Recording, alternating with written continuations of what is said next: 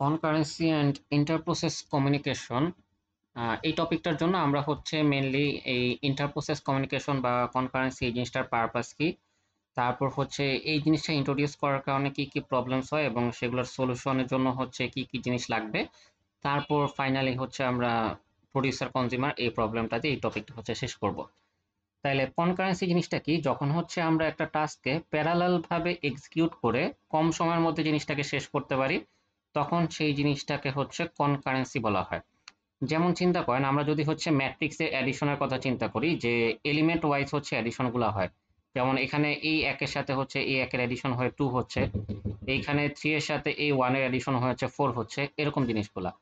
তাইলে এটা যদি হচ্ছে আমরা একটা একটা করে অ্যাডিশন করি, তাহলে হচ্ছে আমার জিনিসটা 4 বারে শেষ হবে, মানে এখানে 4টা এলিমেন্ট আছে, 4 বারে অ্যাডিশনটা শেষ হবে। বাট আমি যদি হচ্ছে 4টা মানুষকে দিয়ে এই অ্যাডিশনগুলো আলাদা আলাদা ভাবে করাই, তাহলে হচ্ছে কিন্তু একটা অ্যাটেম্পটে অ্যাডিশনগুলো শেষ হয়ে যাবে। মানে একজন হচ্ছে প্রথম এলিমেন্টটার কাজ করলো, একজন দ্বিতীয়টার কাজ করলো, একজন তৃতীয়টা, একজন চতুর্থটার। তাহলে প্রত্যেকের যদি ধরেন এই যোগটা করতে 1 সেকেন্ড লাগে, তাহলে 4 জন যখন একসাথে করবে তাহলে 1 সেকেন্ডই হচ্ছে পুরো যোগটা কমপ্লিট। আর যদি একজন মানুষ পুরাটা করতো তাহলে টোটাল হচ্ছে 4 সেকেন্ড লাগতো একটা একটা করে যোগ করতে। তো এইভাবে হচ্ছে আমরা প্যারালাল ভাবে টাস্ক এক্সিকিউট করার মাধ্যমে জিনিসটা হচ্ছে অনেক ফাস্টার করতে পারি, বা হচ্ছে একই সাথে অনেকগুলা কাজ করতে পারি। তাই এই প্যারালাল কাজটা করার জন্য হচ্ছে একটা নতুন কনসেপ্টকে ইন্ট্রোডিউস করা হয়, যেটাকে বলতেছি হচ্ছে থ্রেড। তাহলে এই থ্রেডটাকে আমরা হচ্ছে একটা প্রসেসের মতোই চিন্তা করতে পারি।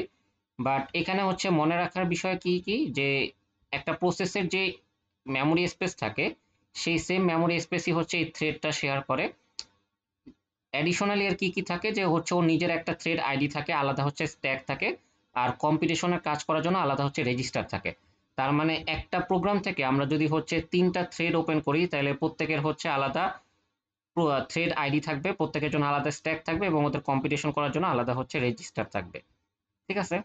তাহলে আমরা হচ্ছে ভার্চুয়াল মেমোরিতে এরকম একটা স্ট্রাকচার দেখছিলাম। তো এই স্ট্রাকচারের হচ্ছে 3টা অংশ ছিল, একটা হচ্ছে কোড স্ট্যাক আর একটা হচ্ছে হিপ। তাহলে কোড হচ্ছে আমার প্রত্যেকটা থ্রেড শেয়ার করে, এখানে হচ্ছে কমন স্পেস। হিপও হচ্ছে প্রত্যেকটা থ্রেড শেয়ার করে, কিন্তু স্ট্যাকের বেলায় ওদের হচ্ছে প্রত্যেকের আলাদা আলাদা স্ট্যাক থাকে। স্ট্যাক হচ্ছে একজনের স্ট্যাক আরেকজন শেয়ার করে না। ঠিক আছে? প্রত্যেকটা থ্রেডের আলাদা আলাদা হচ্ছে স্ট্যাক থাকে। এখন এই যে হচ্ছে আমরা প্যারালাল ভাবে কাজ করব, এই প্যারালাল ভাবে কাজ করতে যে একটা হচ্ছে প্রবলেম তৈরি হয়। সেই প্রবলেমটা কি, এবার হচ্ছে আমরা এই জিনিসটা বুঝি। যে আমরা যখন হচ্ছে একটা ডেটাকে আপডেট করি, সেই ডেটা আপডেট করার হচ্ছে 3টে স্টেপ থাকে। স্টেপ 3টা হচ্ছে কি, আমার মেমোরি থেকে প্রথমে ডেটা রিড করে রেজিস্টার নেওয়া হয়, মেমোরি টু রেজিস্টার। এরপর হচ্ছে রেজিস্টারের ভিতর ডেটাটাকে নিয়ে কোনো একটা কম্পিউটেশনাল কাজ করা হয়, ডেটা এডিট করা বা ডেটা আপডেট করা, হ্যাঁ, বা হচ্ছে ডেটা চেঞ্জ, যোগ বিয়োগ গুণ ভাগ করে চেঞ্জ করা, এরকম কিছু একটা করা হয়। ফাইনালি হচ্ছে ওই আপডেটেড ডেটাটা আমাদের হচ্ছে রেজিস্টার থেকে মেমোরিতে নিয়ে রাইট করা হয়।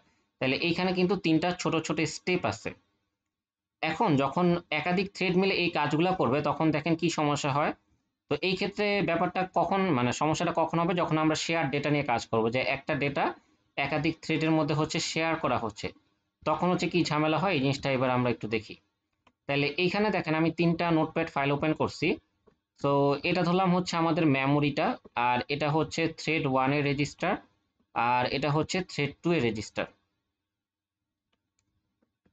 হ্যাঁ, তাইলে আমরা ধরলাম হচ্ছে আমাদের মেমোরিতে কাউন্টার নামে হচ্ছে একটা ডেটা আছে। এটার কাজ হচ্ছে যে আমার সার্ভারে যতগুলো রিকোয়েস্ট আসে সেই রিকোয়েস্টগুলোকে কাউন্ট করা। হ্যাঁ, তো আমাদের কাউন্ট নামে হচ্ছে একটা ডেটা আছে। এটা হচ্ছে ধরেন ইনিশিয়ালি 0। তাহলে ধরেন থ্রেড 1 যখন হচ্ছে রেজিস্টারের ডেটাটাকে মানে এই মেমোরি ডেটাটাকে আপডেট করতে চাবে, তখন কি করা লাগবে? এই ডেটাটা হচ্ছে রিড করে রেজিস্টারে আনা লাগবে থ্রেড 1 এর। তারপর এখানে হচ্ছে ভ্যালুটা আপডেট করে 1 বাড়াইতে হবে। তারপর হচ্ছে এই আপডেটেড ভ্যালুটা নিয়ে আমার মেমোরিতে হচ্ছে রাইট করে আসা লাগবে। তাহলে এই হচ্ছে আমাদের 3টে স্টেপ। এখন ঝামেলাটা কি হয়, ধরেন যে থ্রেড 1 হচ্ছে এই ডেটাটাকে রিড করে আনলো, রিড করে হচ্ছে নিজের রেজিস্টারে আনলো, আনার পরে হচ্ছে এই ডেটাটাকে হচ্ছে এখন সে আপডেট করবে। তাহলে এই ডেটাটাকে আপডেট করলে ধরেন হচ্ছে 2 করলো। এরপরে হচ্ছে এখনো থ্রেড 1 এটাকে মেমোরিতে রাইট করে আসে নাই। এই অবস্থায় থ্রেড 2 যদি এই ডেটাটাকে হচ্ছে আপডেট করে, থ্রেড 2 হচ্ছে মেমোরি থেকে ডেটাটা রিড করলো, রিড করে হচ্ছে নিজের রেজিস্টারে আনলো, নিজের রেজিস্টারে হচ্ছে আনার পরে এই ডেটাটাকে আপডেট করে 2 করলো। 2 করার পর এখন সে হচ্ছে রাইট করে আসবে। তাহলে দেখেন যে থ্রেড 1 আর থ্রেড 2 দুইজনই হচ্ছে মেমোরি থেকে পুরানো ডেটা রিড করলো এবং হচ্ছে দুইজন এখন একই মানে একজনের পর একজন হচ্ছে রাইট করবে। তাহলে দুইটা থ্রেড মিলে হচ্ছে যদি কাউন্টার ভ্যালু এক এক করে বাড়ায় তাহলে এক থেকে হচ্ছে 3 হওয়ার কথা। বাট এইখানে কি হবে যে দুইজন যখন এখন আপডেটেড ডেটাটা রাইট করে আসবে, এই যে থ্রেড 1 হচ্ছে রাইট করে কাউন্ট 2 করলো, তারপর থ্রেড 2 হচ্ছে আবার নিজের মডিফাইড ডাটাটা মেমোরিতে রাইট করে আবার হচ্ছে কাউন্টার ভ্যালু 2 করলো। তাহলে আপডেট করতেছে দুইটা থ্রেড মিলে, কিন্তু হচ্ছে এক এক যোগ করার পরে হচ্ছে 1 থেকে 3 হওয়ার কথা, কিন্তু তার বদলে হচ্ছে 2 হইতেছে। তার কারণ কি, যে থ্রেড 1 এর আপডেটেড ডেটাটা পায় নাই, থ্রেড 1 হচ্ছে মেমোরিতে রাইট করে আসার আগেই থ্রেড 2 হচ্ছে ডেটা রিড করে ফেলছে। তাহলে এই জিনিসটার সমস্যাটা তৈরি হয় যে ইনকনসিস্টেন্সি, যে দুইটা থ্রেড মিলে কাউন্টের ভ্যালু হচ্ছে এক এক করে বাড়াচ্ছে, তাইলে 1 থেকে 3 হওয়ার কথা বাট হইতেছে 2। তাহলে এই ইনকনসিস্টেন্সিটা কেন হচ্ছে, যে আমার শেয়ার ডেটা আপডেট করার সময় মাঝখানে অন্য থ্রেড হচ্ছে ডেটা রিড করে পুরানো ডেটা পাচ্ছে। তাহলে এই অংশটা সলভ করার জন্য হচ্ছে পরবর্তীতে মিউচুয়াল এক্সক্লুশন বা কনসেপ্ট আনা হয়। তাহলে এটার কাজ কি, যে যখন একটা থ্রেড ক্রিটিক্যাল সেকশনে আছে, ক্রিটিক্যাল সেকশন মানে কি, যে আমরা যে শেয়ার ডেটা ইউজ করতেছি সেইটাকে হচ্ছে ক্রিটিক্যাল সেকশন বলি। তাহলে একটা থ্রেড যখন ক্রিটিক্যাল সেকশনে আছে তখন হচ্ছে অন্য কোনো থ্রেড যেন এই ডেটাটার অ্যাক্সেস করতে না পারে, এর জন্য হচ্ছে ওই থ্রেডগুলোকে হচ্ছে ওয়েট করা লাগবে যতক্ষণ না আগের থ্রেডটা এক্সিট করে ক্রিটিক্যাল সেকশন থেকে। এই কারণে হচ্ছে মিউচুয়াল এক্সক্লুশনের কনসেপ্টটা আনা হয়, আর এই মিউচুয়াল এক্সক্লুশনটা এনশিওর করা হয় হচ্ছে লকের মাধ্যমে। তো এই লক জিনিসটাকে হচ্ছে মিউটেক্সও বলে, মিউচুয়াল এক্সক্লুশন থেকে মিউটেক্স কথাটা আসতে। এবং এটার আরেকটা ভিন্ন ইমপ্লিমেন্টেশন হচ্ছে সিমাফোর। তো আমরা এখানে জাস্ট হচ্ছে মিউটেক্সটা কিভাবে কাজ করে হালকা পাতলা এই জিনিসটার ধারণা নিব, হ্যাঁ, ইমপ্লিমেন্টেশনের ডিটেলসে যাব না।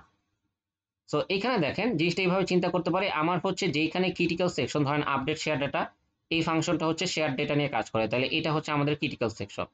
এই ক্রিটিক্যাল সেকশনে যাওয়ার পূর্বে হচ্ছে আমরা লক করে নিব, আর ক্রিটিক্যাল সেকশনটা কমপ্লিট করার পর হচ্ছে আনলক করে নিব। তাহলে কি সুবিধা হবে, যে একটা থ্রেড যখন শেয়ার ডেটা ইউজ করতেছে তখন হচ্ছে অন্য কোনো থ্রেড আর এই শেয়ার ডেটাটা অ্যাক্সেসই পাবে না। তার মানে লক করে নেওয়ার মাধ্যমে কি হবে, যে শেয়ার ডেটার হচ্ছে অ্যাক্সেসটা অন্য থ্রেডগুলো ওই সময় হচ্ছে পাবে না।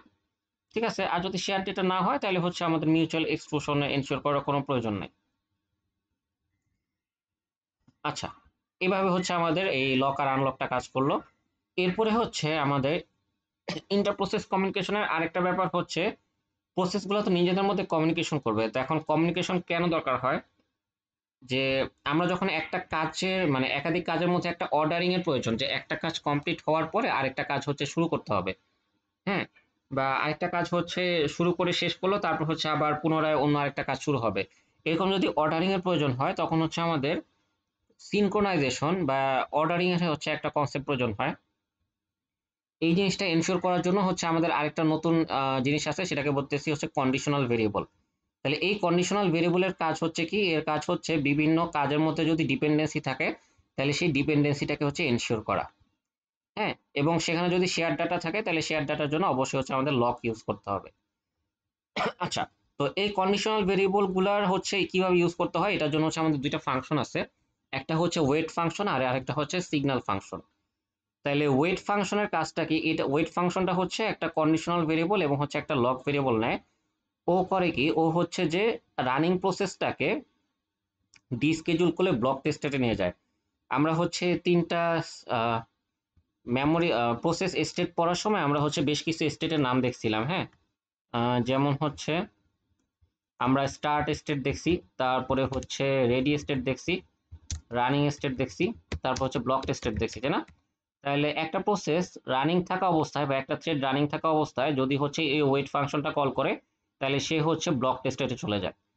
তাহলে এই ক্ষেত্রে ওয়েট ফাংশনটা কল করার পূর্বে অবশ্যই হচ্ছে আমার লকটা নিয়ে নেওয়া লাগবে, কারণ ওয়েট ফাংশনের ইমপ্লিমেন্টেশনে জিনিসটা এমনভাবে কাজ করে যে আপনি যখন হচ্ছে ওয়েট ফাংশন কল করতেছেন তখন হচ্ছে সেটা আপনার ধরে রাখা লকটাকে অটোমেটিক আনলক করে দেয়, আনলক করে হচ্ছে ব্লক স্টেটে চলে যায়।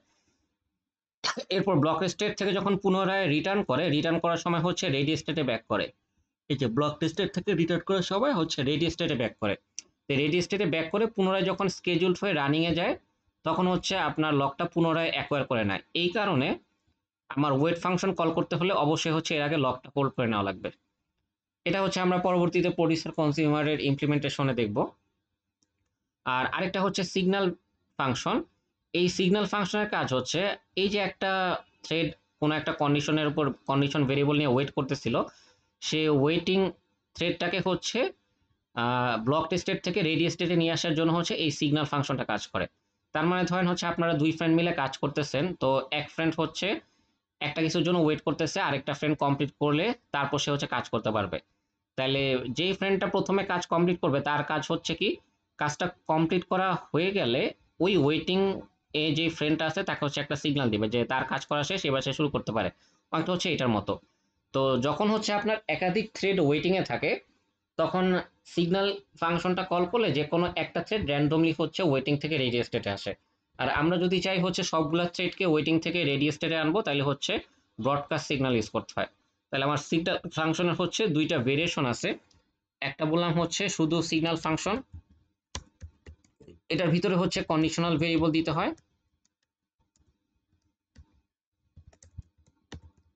আর আরেকটা আছে হচ্ছে ব্রডকাস্ট সিগন্যাল।